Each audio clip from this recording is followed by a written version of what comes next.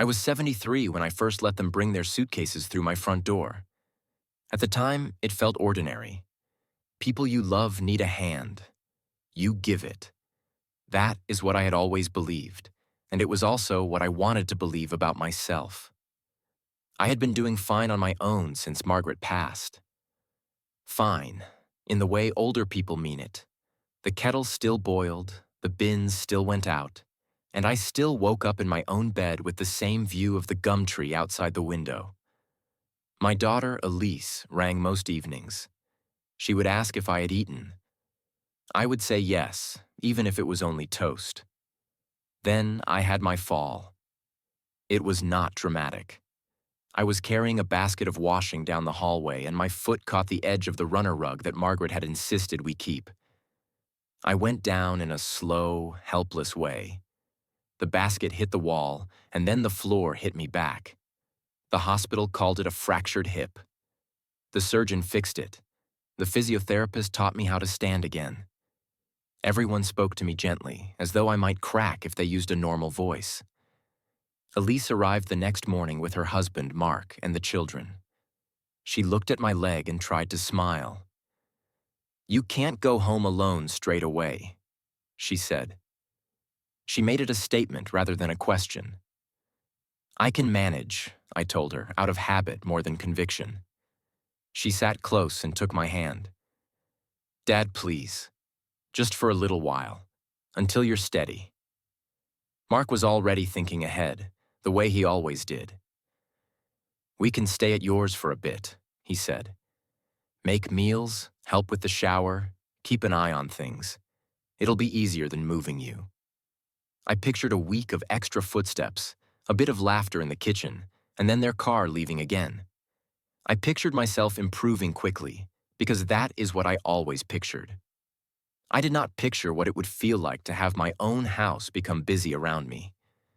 "Just temporarily," Elise said. 2 or 3 weeks, no longer. Temporary. It sounded neat and sensible, like a label on a jar. Before they arrived, I had my own rhythm. Breakfast at the small table by the window. A slow walk to the letterbox. The radio on low while I read the paper.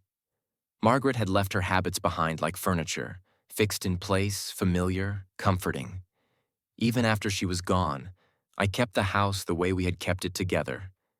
Elise did not sit down and say, "Here are the rules."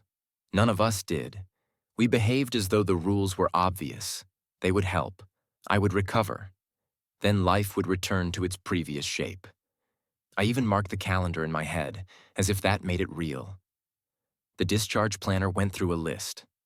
Rails, a raised toilet seat, a walker, a shower chair. Elise took notes on her phone. Mark arranged hire equipment. I lay there and tried to be grateful without feeling reduced to a project. When they brought me home, the house smelled the way it always did when I had been away. A faint coolness, a hint of dust, the quiet of rooms that had been waiting. Elise opened the curtains. Mark carried my bag into the bedroom. The children wandered from room to room, looking at photographs and ornaments with the blunt curiosity children have. "It's Pop's house," Lucy said firmly when Sam called it old-fashioned, and I felt a brief warmth at that. "We'll set up in the back rooms," Elise told me. "We won't be under your feet. You won't even know we're here." I nodded because I could not imagine saying no when everyone was already moving, already unpacking, already making decisions in that soft, confident way families do when they believe they are helping. Mark adjusted the walker to my height in the hallway. "There," he said, "safe as houses." That first evening, I sat in my chair in the living room with my leg propped and a blanket over my knees. Elise moved around the kitchen making soup, the clink of a spoon against a pot, the familiar sound of someone else using my space. Mark went out to the car and returned with more bags. When I looked down the hallway toward the spare rooms, I could see their suitcases stacked by the wall, already unzipped, clothes spilling out like the beginning of something longer. But it was only temporary. That was what we all said. That was what I told myself as I listened to the house breathe. Not quite mine alone anymore. The first few days passed in a haze of medication schedules and well-meant supervision. Elise set alarms on her phone to remind me to take tablets I already knew by heart. Mark hovered nearby whenever I stood, his hands half raised, ready to catch me if I tipped the wrong way. "I'm all right," I would say, and he would nod, unconvinced. Meals became communal events. The small kitchen table that had suited me just fine for years suddenly felt inadequate. Chairs were pulled in from the dining room. The fridge filled quickly. Containers appeared with masking tape labels. Dad's lunch, kids' snacks, dinner. Thursday. I found myself opening cupboards and pausing, unsure whether something was still where I expected it to be. Elise meant well. She wiped benches that were already clean. She moved things so you don't have to bend. My good mugs were placed on the top shelf, replaced by plastic ones that would not break if I dropped them. I noticed the change only when I reached automatically for porcelain and my fingers met air. At night, the house no longer settled the way it used to. Doors opened and closed later. Someone always seemed to be awake. The television murmured in the back room long after I would normally have gone to bed. I lay listening, telling myself it was comforting to know I was not alone. In the mornings, Elise would ask how I slept. I learned quickly that the expected answer was, "Fine," so I gave it. Small adjustments crept in without discussion. The rug I had tripped on was rolled up and placed in the garage. I had meant to do that myself one day, but I still felt a sting seeing the empty strip of floor where it had always been. Margaret had chosen that rug. It had marked the path from bedroom to living room for decades.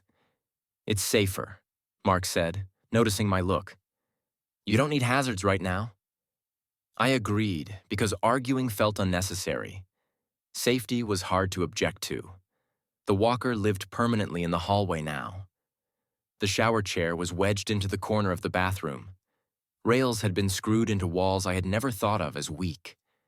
The house began to feel like a place arranged around my limitations rather than my preferences. Elise took over the laundry. She told me not to worry about it. She said it was silly for me to even think about carrying baskets. I watched from the doorway as she folded my shirts, stacking them neatly, but not the way I did. She placed socks together without pairing them. I noticed, then told myself it did not matter. Visitors stopped dropping by. My neighbor, Colin, rang one afternoon, but Elise answered the phone while I was resting. "He's recovering," she told him. "Better not tire him out just yet." When she mentioned it later, it was as a kindness she had done for me. I thanked her. It did not occur to her that I might have wanted to decide for myself. By the end of the first week, my leg felt stronger. I could move from room to room with care. I mentioned lightly that they would not need to stay much longer. Elise smiled in that patient way she had learned somewhere along the line. "Let's not rush things," she said. "We'll see how you go." Temporary, I reminded myself. Just a little more time. The suitcases were still there, though, now tucked neatly into the spare room cupboards, no longer waiting by the door. By the second week, the house had developed a new rhythm, and I realized it was not mine. Breakfast was earlier now, organized around school drop-offs and work calls. Elise would clatter in the kitchen while it was still dim outside, the kettle boiling before I had fully woken. If I came in later, the bench would already be crowded with lunch boxes and crumbs, the paper spread out where I used to sit. "We've left you some toast," she would say, as though it were a courtesy rather than a change. The radio station was different. I preferred talkback in the mornings, voices that meandered and kept me company. The children wanted music. The dial was turned without comment, and I did not turn it back. Furniture began to migrate. The armchair near the window was moved slightly to make room for a small table the children could use for homework. My chair, the one Margaret and I had chosen together, ended up angled away from the light. I noticed the sun no longer fell across my hands in the afternoon. "It's just for now," Elise said when I mentioned it. "We need the space." The dining room, which I had used only on holidays, became a permanent workstation. Mark set up his laptop there, cables snaking across the floor. Papers were pinned to the corkboard I had once kept blank out of preference. The room smelled faintly of coffee and printer ink. I passed it carefully, as though it were no longer mine to enter freely. Conversations happened around me rather than with me. Elise and Mark discussed schedules, groceries, school notes. Decisions were made quickly, efficiently, in the way people do when they are confident they are being reasonable. "We'll just do it this way," Mark said more than once, and it was never clear whether he was speaking to Elise or to the house itself. When I suggested cooking one evening, Elise shook her head. "Dad, don't be silly. Sit down. You're supposed to be resting." Resting became a sort of permanent instruction. If I stood for too long, someone would glance up. If I lingered in the kitchen, Elise would ask if I needed something, her tone gentle but firm. I began to retreat before being asked. My bedroom remained my refuge, though even there things shifted. Elise brought in a small chest of drawers. For convenience. She rearranged my bedside table so medications were lined up neatly, labels facing outward. The photograph of Margaret was moved to make space. "You can still see her," Elise said, when I reached for it and hesitated. "It's just more practical this way." Practical was another word that became difficult to argue with. At night, I listened to the house settle into its new patterns. Footsteps moved confidently through hallways I now navigated slowly. Doors closed that I did not open. Laughter floated in from rooms I rarely entered anymore. One afternoon, I tried to sit in the living room while the children watched television. The volume was high, the program unfamiliar. I asked politely if it could be turned down. Sam looked to his mother before answering. Elise smiled apologetically. "They've had a big day," she said. "Maybe you'd be more comfortable in your room?" She meant it kindly. I knew that. Still, I felt something tighten as I stood and made my careful way back down the hall, closing the door behind me. The house was full, but my world was becoming smaller, room by room. The realization did not arrive all at once. It settled in slowly, like dust, only noticeable when I tried to wipe it away. It began with conversations about me that did not include me. I would hear my name from the dining room, followed by lowered voices. When I appeared, the topic would shift easily, as though nothing had been happening at all. "Just sorting things," Elise would say. "Nothing for you to worry about." Worrying, I learned, was something I was no longer expected to do or decide. One morning, I woke earlier than usual and made my way into the kitchen on my own. I moved carefully, pleased with how steady I felt. The house was quiet. For a moment, it felt almost like it used to. I reached for the frying pan to make myself eggs. It was gone. I stood there longer than necessary, opening cupboards, checking drawers. The pan was eventually found in the back of the pantry, behind newer cookware I did not recognize. "Oh, Mark moved that," Elise said later. "It's heavy. Better you don't use it." It was a small thing. That was the trouble with all of it. Every change was small enough to seem unreasonable to object to. Taken together, they formed something heavier. My mail began to be collected from the letterbox before I reached it. Bills were opened to help. Elise sat with me at the table one afternoon, papers spread out neatly. "We should probably look at simplifying some of this," she said. "Direct debits, maybe. Just easier." I had always managed my own affairs. I told her that. "Of course," she replied. "This is just while you're recovering." That phrase again. Recovery had no clear end anymore. The back room, once a spare space, became the children's domain entirely. Toys spread across the floor. A small bookshelf appeared. When I paused in the doorway one day, Lucy looked up. "This is our room now," she said, not unkindly, simply stating a fact as she understood it. Mark began parking his car in the driveway instead of on the street. "It made sense," he said, "with school bags and groceries." My car stayed put. I did not go out much anyway. When Colin rang again, Elise handed me the phone this time but remained standing nearby. I found myself keeping the conversation short, aware of the clock, of the routines unfolding around me. Afterwards, Elise smiled. See, you get tired quickly. I had not felt tired until she said it.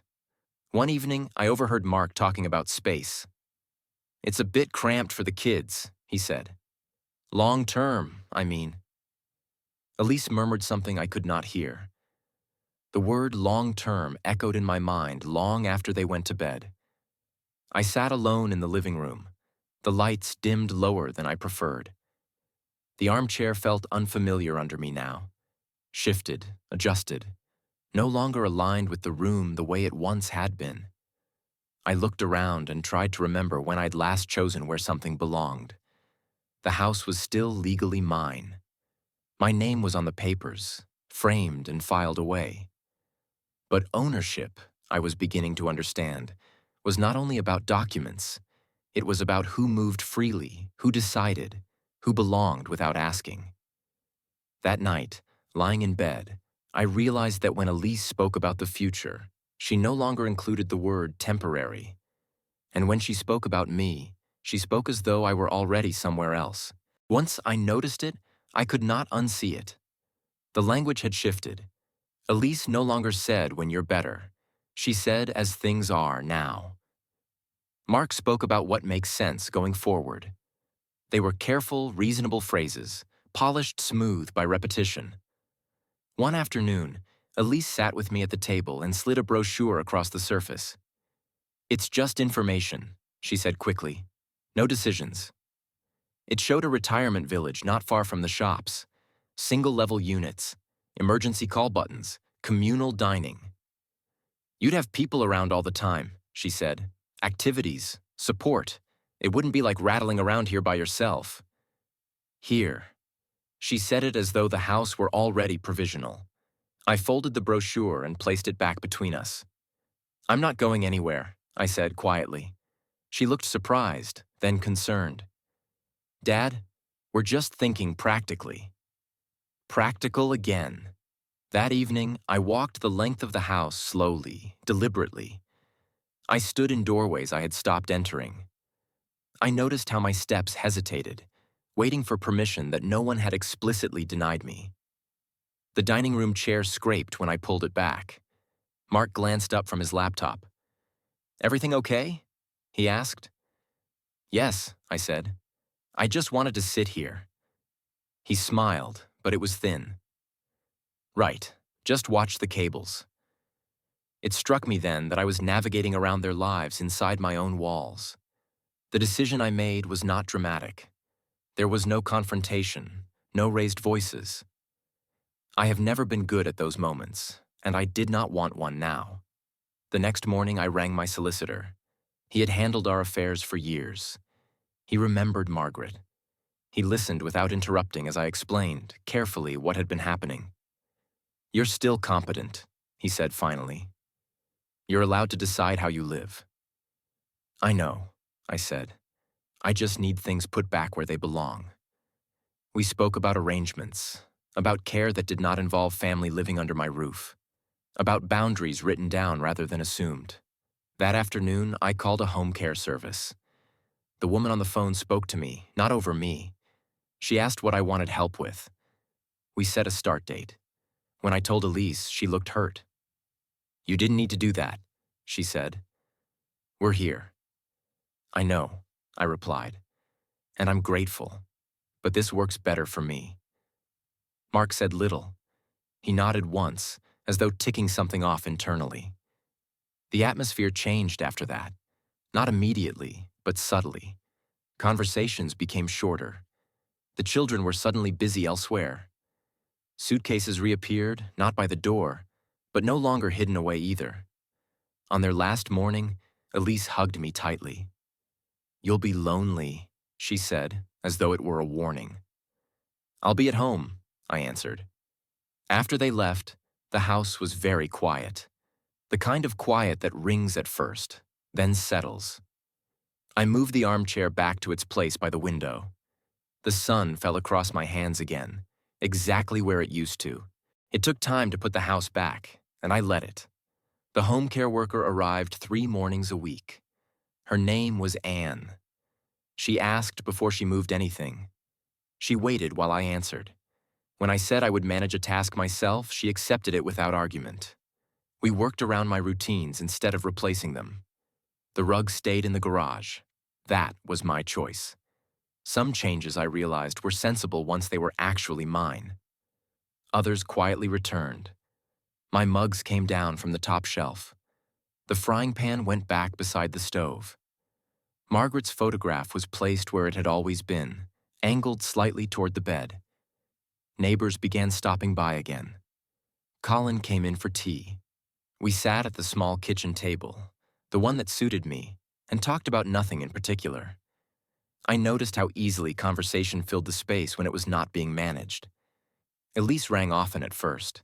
She asked how I was coping. I told her the truth. "I'm doing well," I said. "Better than before." She grew quieter after that.